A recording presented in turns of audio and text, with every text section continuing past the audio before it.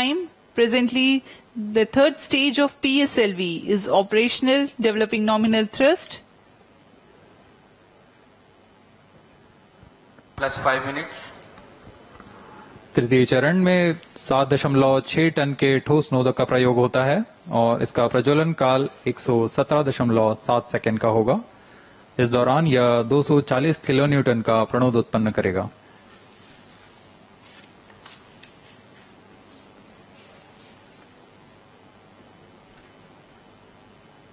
वर्तमान में यान की ऊंचाई 134 किलोमीटर तथा सापेक्ष गति 5.96 किलोमीटर प्रति second.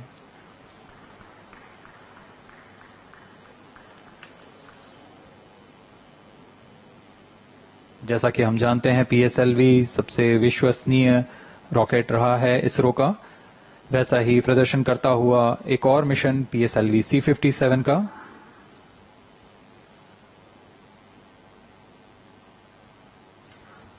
For the present mission, after PS3 completes Plus its 6 burn minutes. duration, a coast phase of 200 seconds will follow, in which the rocket will continue to be steered while there is no development of thrust.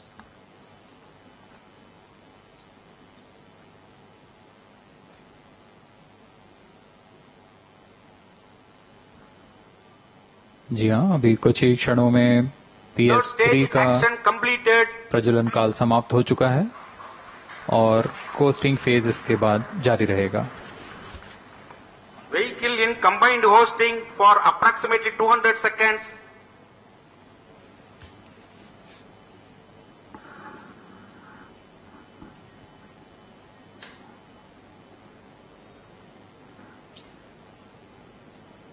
Unique to this mission, the Vehicle PS4 performance normal. will start twice at predesignated times Plus and 7 duration. minutes.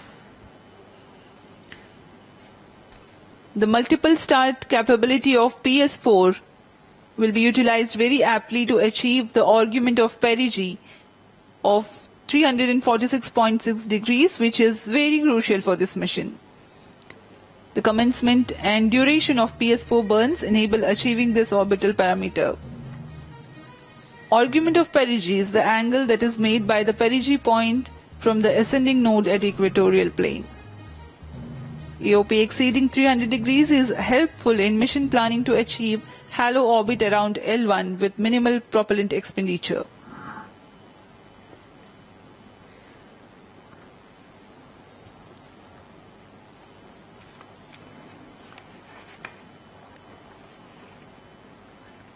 सभी वैज्ञानिक गहनता से अध्ययन करते हुए इन आंकड़ों का, जो कि ग्राउंड स्टेशन द्वारा प्रसारित किए जा रहे हैं।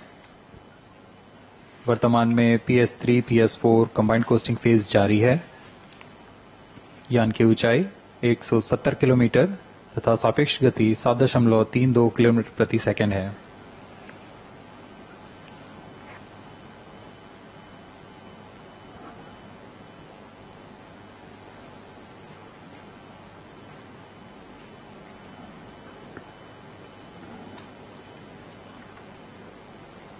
Vehicle performance normal.